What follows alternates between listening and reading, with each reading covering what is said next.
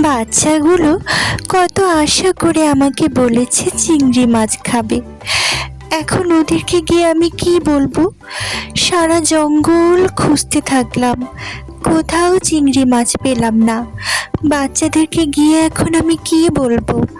ওরা যে ভীষণ মন খারাপ করবে, কান্নাকাটি করবে। আমি এখন কি করতে পারি? হঠাৎ পুকুরে ম্যাজিক শুরু হলো বন্ধুরা। এমন সময় কি হলো জানো বন্ধুরা? পুকুরে অনেকগুলো বড় বড় লাল চিংড়ি মাছ দেখা গেল বন্ধুরা। টুনি পাখি তো হঠাৎ এত বড় বড় চিংড়ি মাছ পুকুরে দেখে ভীষণ অবাক হয়ে গেল বন্ধুরা। সে তো চিন্তাই করতে পারেনি হঠাৎ করে এত চিংড়ি কোথা থেকে আসলো। এ কি, এই যে অবাক করা কাণ্ড! এত চিংড়ি মাছ, তো বড় বড় চিংড়ি মাছ কিভাবে এখানে এলো?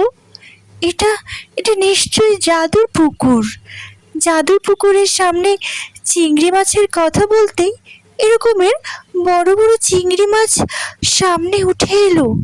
এ তো আশ্চর্যের বিষয়।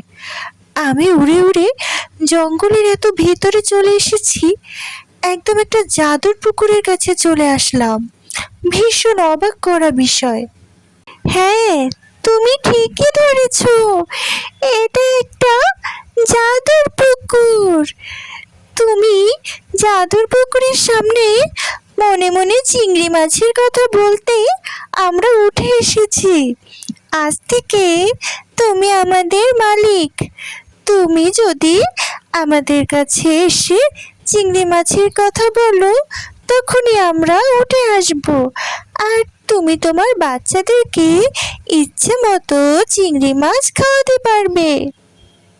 অসংখ্য ধন্যবাদ তোমাকে জাদুর পুকুর আর জাদুর চিংড়ি মাছ, তোমাদেরকেও ধন্যবাদ। আমার মনের দুঃখের কথাটা তোমরা শুনতে পেরেছো, আর এই সময় তোমরা উঠে এসেছো।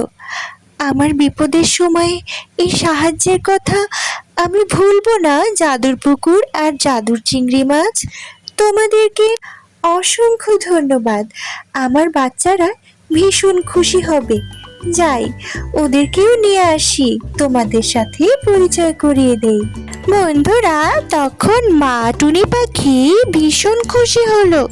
খুশি হয়ে সে তার বাচ্চাদেরকেও জাদুর পুকুর দেখাতে নিয়ে এলো। বাচ্চারা দেখো, এটা একটা জাদুর পুকুর, আর এই চিংড়ি মাছগুলো জাদুর। এখানে এসে বসে চিংড়ি মাছের কথা বললেই এরা জাদুর মাধ্যমে উঠে আসবে। তোমাদের আর চিংড়ি মাছ খেতে কোনো অসুবিধা হবে না। তোমাদের ইচ্ছে মতো তোমরা মাছ খেতে পাবে বাচ্চারা।